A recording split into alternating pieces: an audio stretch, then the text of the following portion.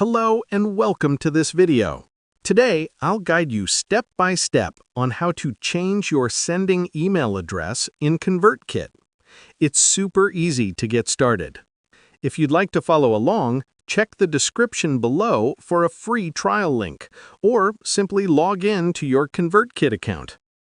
Once you're logged in, click your profile picture or name at the top right corner, then select Settings from the drop-down.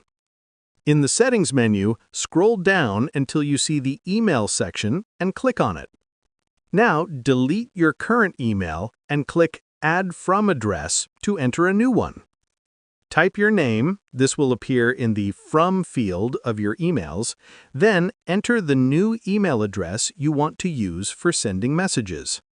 After entering the details, click Add Email to save it. Next, open your inbox for that email address. You'll find a verification email from ConvertKit.